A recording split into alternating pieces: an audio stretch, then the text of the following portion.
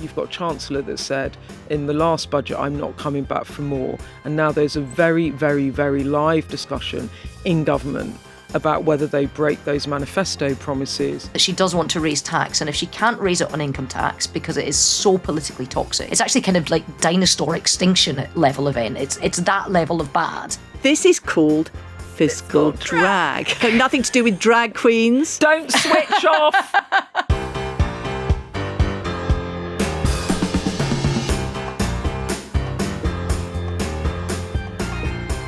Hello and welcome to Electoral Dysfunction from Sky News with me, Beth Rigby. Me, Ruth Davidson. And me, Harriet Harman. Hello everyone. Hiya. I've just come back down from Norfolk All right. to be here with you.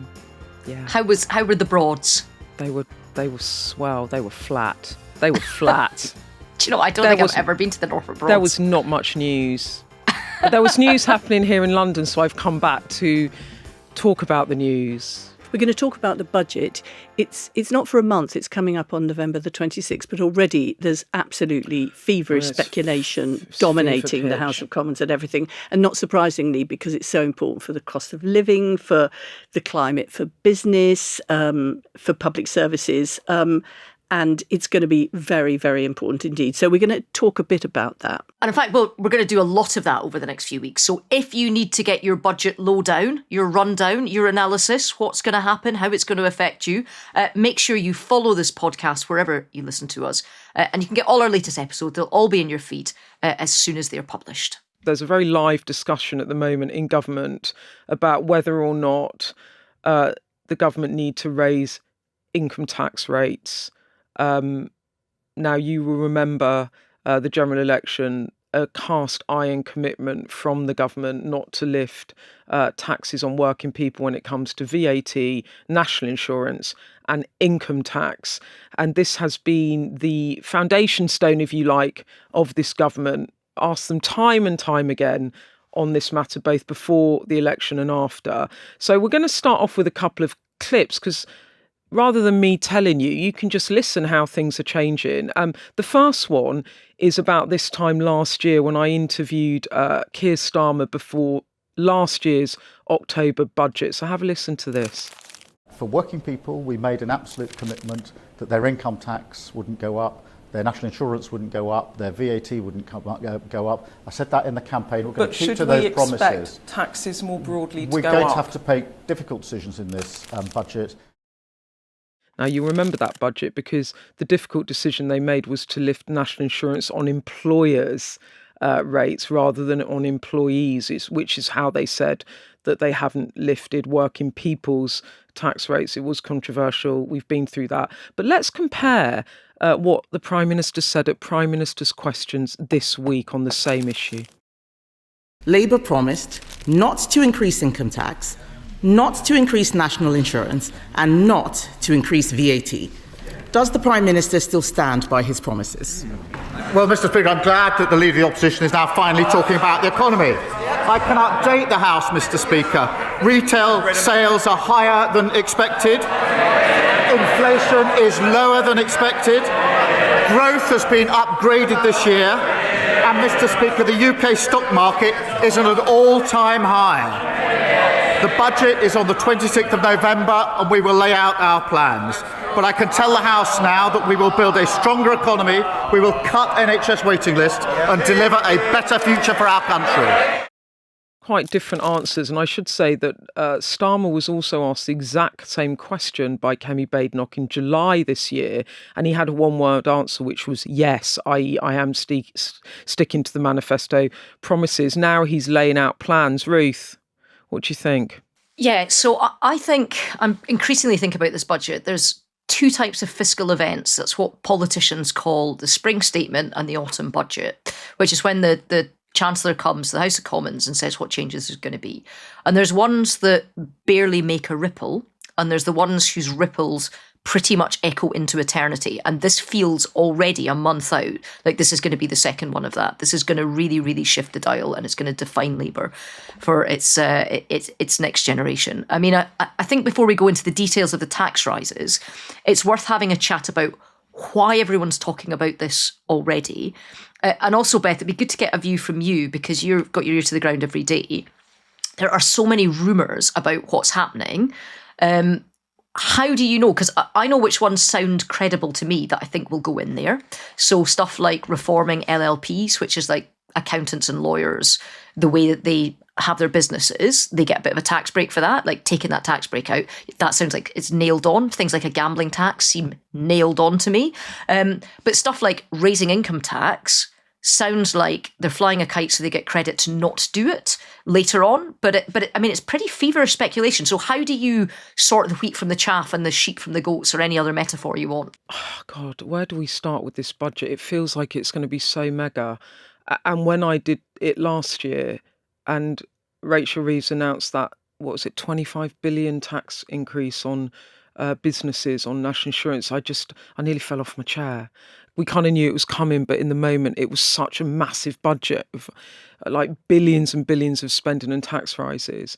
And here we are, and you're talking, Ruth, about kind of gambling tax or changing limited partnerships so people in certain professions have to pay national insurance. But these are kind of a bit fiddling around the edges, right? And what has changed in recent weeks and months is that the Chancellor now has another massive, massive black hole in the public finances. And what's happened is that the Office of Budget Responsibility, which is the fiscal watchdog, and it basically gives the Chancellor the forecasts for the economy, for productivity, i.e. how productive is your economy, what are your growth rates, what does your debt projections look like, and they put it all into their sort of big giant computer, and they give her all the financial forecasts, and from those financial forecasts she makes all her tax and spend decisions, right? And what's happening is the OBR have, and this is a bit techie, but bear with me, the OBR have reassessed the UK's productivity from 2010 to now, and they've basically they've downgraded forecasts. So they've decided that the UK economy wasn't as productive as they thought, which basically means that growth gets more squeezed. But that has an effect for the Chancellor, which it gives her a shortfall, because she's hooking tax and spend decisions on projected economic growth. And now the economic growth is being changed. And look, like the upsum of all of that is that there's this massive, massive black hole. It could be anything between 30 to 40 billion pounds, right?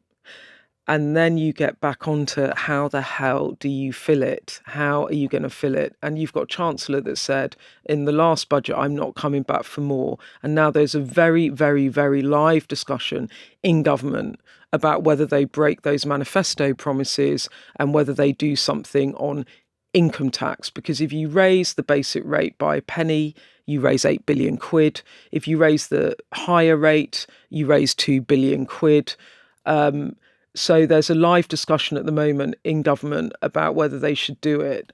And I feel quite viscerally strongly about this in a weird way, because I don't really feel visceral about much. Yeah, you don't. You usually hedge your bets. I do. You're getting constant information in from everybody, and you've got to like sift through it. And you take almost an intellectual view, but this is somewhere else. This comes from your gut, doesn't it? I went through that election campaign for months, because I mean it all starts, a good year before, and I interviewed the PM time and time again. I asked him time and time again about whether he was really going to stick to those promises. Were people going to vote him in, and was he going to break a promise?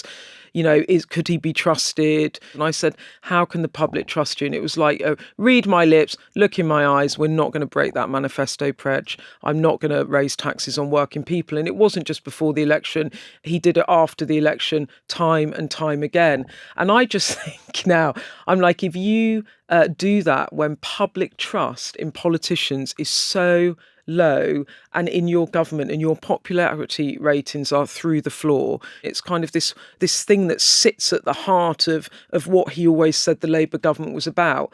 I just don't see how you come back from that. So I in a way, I'm absolutely flabbergasted that we're really discussing it. But I think maybe, what you were saying about kite flying, Ruth, I wonder whether it's been so heavily pitch rolled, like you can't move for political editors going, well, I've heard that they're, just what I literally just did. It's been so heavily pitch-rolled, this idea that they're going to bust this manifesto promise because they got this massive black hole to fill, and it's like, do something big because then you don't have to come back for more, which is what she said last year.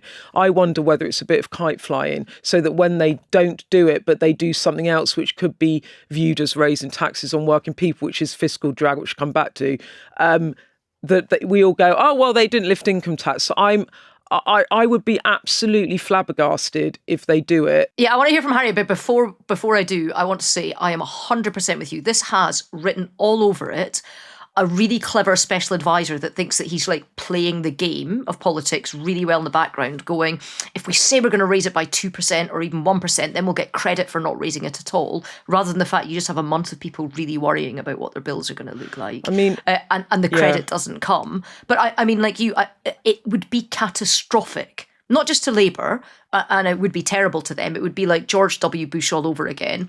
No new, read my lips, no new taxes, and then brings taxes in. It is absolute, like, politics ending for Labour for a generation or more. And worse than that, the fragility of faith in politics and politicians at the moment, I mean, it's wafer thin. It is so hanging by a thread that if they destroy something as plain speaking as that and try and squirm out of this on a technicality, it will do for all of us, for all politicians. And then that sense of trust in institutions gets even worse. That sense of trust in the nation gets worse. I mean, it is genuinely event horizon stuff. It is awful if they do this. That's why I think they won't.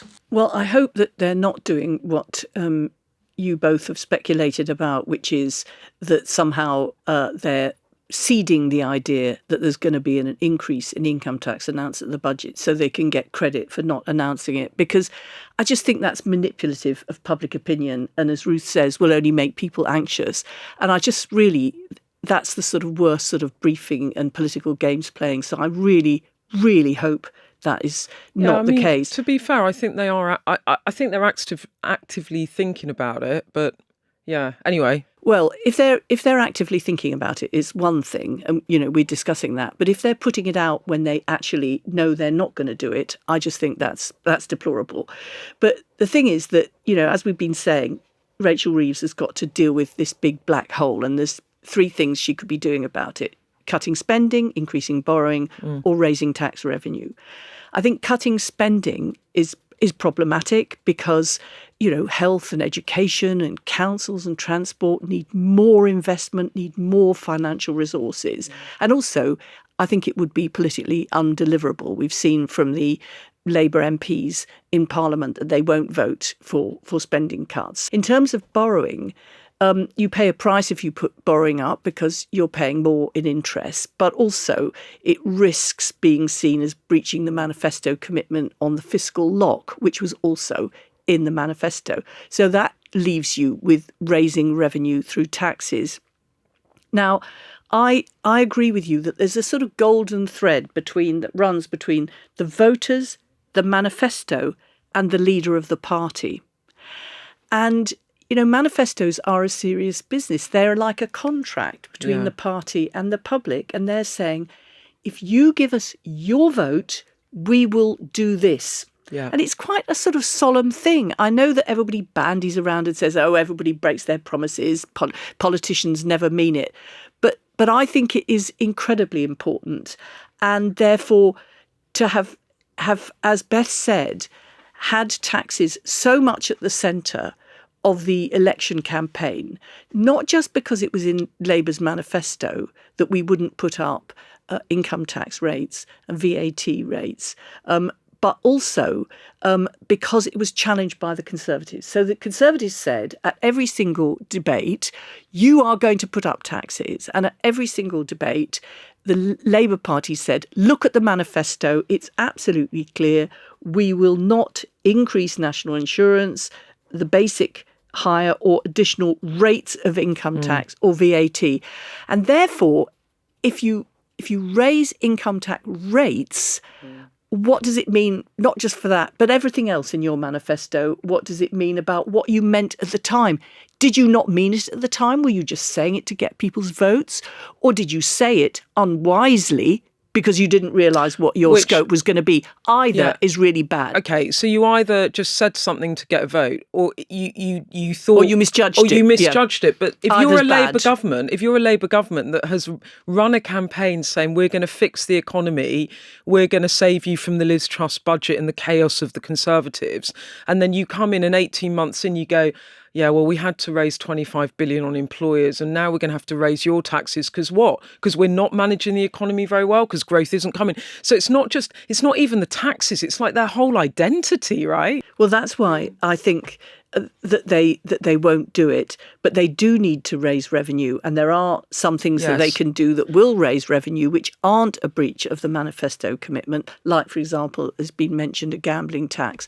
But there's also the other thing, which is increasing the amount the government actually gets in on income tax, not by increasing the rate of income tax, the percentages, but by actually freezing the level at which you start paying income tax. This is called fiscal drag. Nothing to do with drag queens. Don't switch off. Everyone's like, fiscal drag. Right. Stop the pod. I need to jump in here as well, because Harriet is right. So this stuff on holding the threshold, so the point at which you start paying tax, which at the moment is 12,500 essentially. Yeah. You pay at 20% in England.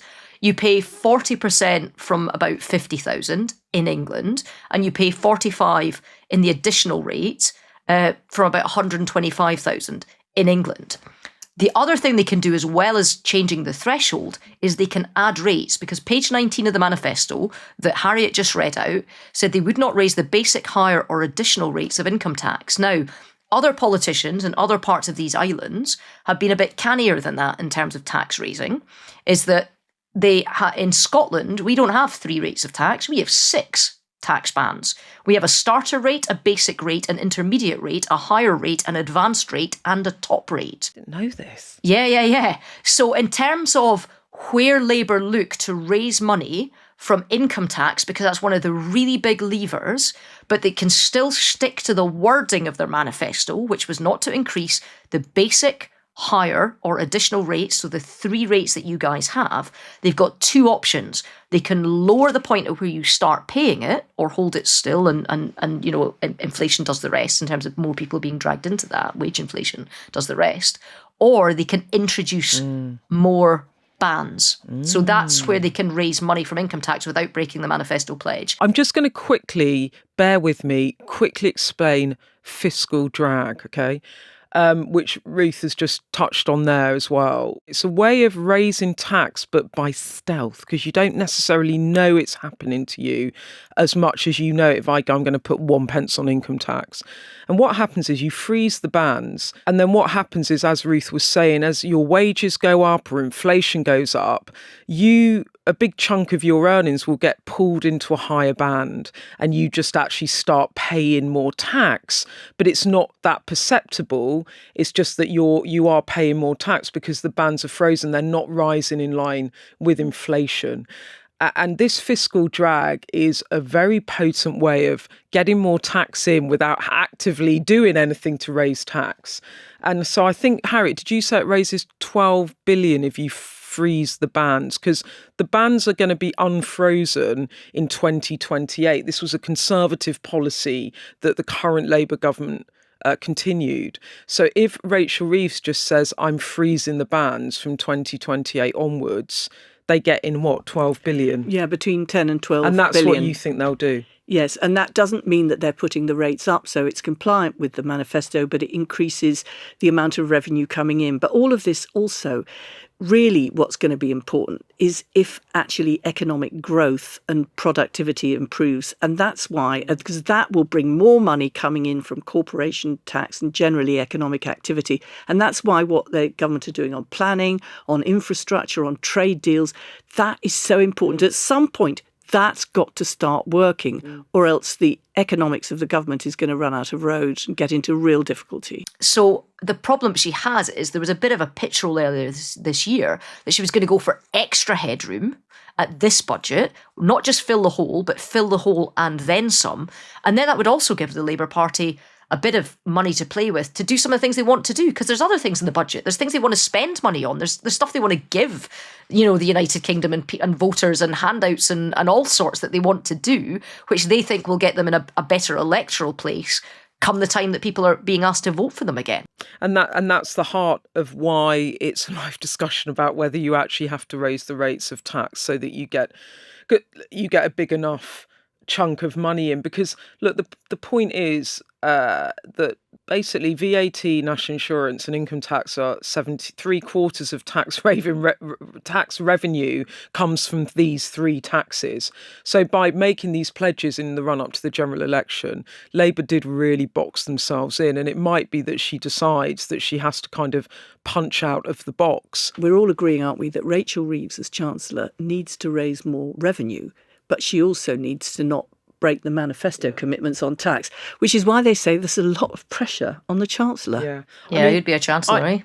I also think that one thing that I'm going to be watching out for in all of this is this commitment that the Prime Minister has made time and time again to not raising taxes on working people, because I think that definition of a working person, it got massively scrutinised before the budget last year, and I tried to pin him on that ahead of the budget. And it's coming up again. And my colleague Sam Coates was talking about it this week, about kind of how are they trying to define a working person, and is a working person the lower 2/3 of earners, and you're protecting them, and the top third is basically those people that earn 45,000 and above. So basically the people that are moving into the higher tax brackets. I think it was interesting, his answers to you about what a working person is, because obviously you could be a multi-millionaire and be working very hard, but that's clearly not what he had in mind. No, and just to sum up what he said about what he thought a working person was, his view was it's a person, this is actually what he said, I define a working person as somebody who goes out and earns their living, usually paid in a monthly check. I think that's obviously broad. Let me be clear. Who I have in my mind's eye when I make decisions as PM are the sorts of working people who go out, work hard, maybe save a bit of money, but don't have the wherewithal to write a cheque to get out of difficulties if they and their family get into difficulties. That's who I have in my mind. It's sort of working class plus, isn't it? Yeah, and he basically said, so it's like people working, earning a salary, they don't have savings, and he was very clear they don't have assets, right? And my point of all of this is, if you then try and lift even the higher rate of tax, so before you get to the top rate of 45 pence, a load of those people will be working people, and I think that's also politically very difficult. He says Labour will not increase taxes on working people, which is why you had to press him. What do you mean by working people? And he didn't just say working class people. And the reason we're kind of going down a bit of a rabbit hole now is because actually this is going to be what the budget will be about. Like, who are they? Where are these taxes going to land? Are they going to be able to stick with their commitment to not raising taxes on working people? And I think it's going to define. I think it's going to define the rest of this government. And I think if they do raise taxes on working people, then they are going to have 3 years whereby every politician, opposition politician, pretty much every interviewer will just say, you broke your promises, you broke your promises, you broke your promises, you can't be trusted. It's so much better for Rachel Reeves to break her fiscal rule about borrowing than it is to break the rule about taxing. Definitely so much easier. But it seems like she doesn't want to do that she does want to raise tax. And if she can't raise it on income tax because it is so politically toxic, and I was going to say a career-ending event. It's actually kind of like dinosaur extinction level event. It's that level of bad. It's Jurassic Park. It is. It is Jurassic Park level of event. If she doesn't do that on one of the big levers, and like you say, there's 3 big levers, which is income tax, national insurance, VAT. She doesn't do it on that. She has to pull lots of little levers. And that's where, as my kind of prediction for 10, as well as the gambling tax I talked about and the LLPs that I talked about, I would not be surprised, and I would watch out for on budget day, a rising of fuel tax as well. So on petrol and diesel, because we know that Saudi Arabia is about to do a glut of production. So the cost of crude oil is going to come down. So they could, if the timing works for Labour, they could be lucky and raise taxes on stuff like fuel, but you don't really see it come through at the pump because the actual petrol itself and diesel itself has come down. And it doesn't really hurt people that much, but it's still more money into the Treasury. And it fits with some of the kind of stuff that Ed Miliband's saying in the Department of Energy about how he wants to phase out fossil fuels. So that would be another one that I would look out for as a prediction. If you imagine a world in which you're a Labour frontbencher and you've got to go out the next day and defend this kind of manifesto U-turn, it would be really bloody difficult, wouldn't it? Who's going to want to do that? Well, I think it really would, because of, as I said, the importance of, as you go out as an MP, you kind of put forward, vote for me. If you vote for me, it's kind of quite transactional, but that makes it sound superficial. It's not. It's a kind of deep pledge, really. You're saying, if you vote for me, this is what I will do. If you make those promises and then you break them, well, people will say, well, why should I vote for you next time? And more than that, as Ruth says, it will undermine their trust in politics. So it would be very difficult to have a major breach in a central manifesto commitment. God, this budget's going to be it's going to be a real moment. And we are going to have to. Well, we will be coming back to it. And I'm sorry, I feel bad for all of you out there because it's a really uncertain time because people are struggling to make ends meet. And then you don't know if you're going to soon be paying more tax as well. And it's hard when people feel like they're, that basically things have been tough for quite a long time for people. Look, stick with Sky if you want to have the absolute best analysis on this, as well as electoral dysfunction every week. You'll also see a new podcast pop up in your feeds on Monday because Sophie Ridge has a brand new show coming out with Will Frost. That's the new co-host on Sky News Mornings. You'll have seen him. It's called Cheat Sheet. It's basically 10 minutes. It's going to get you up to date with the news every weekday morning. So if you want to get a bit more budget in your life, a bit more news in your life, make sure you sign up for that as well as electoral dysfunction. Yeah, look, the first episode's going to drop on Monday. I think it comes out at 6 a.m. So they are putting in the hours while you snooze. And it's going to be really good. They'll kind of distill, Sophie and Wilf will distill like the top 5 stories of the day. You can listen to it in 10 minutes. So if you've got time pressed and you want a little sizzle in the morning about the news, give it a follow. It's going to be great. The cheat sheet. So give it a follow if you're interested. And look, we love hearing from you and giving you shout outs. So don't forget also to WhatsApp us on 07934 200 444, and you can always email electoraldysfunction@sky.uk. So if you're enjoying this podcast and want to listen to the rest of this, find us wherever you get your podcasts. All right, well, look, thanks for listening and we'll see you next week. Goodbye. Bye. Goodbye.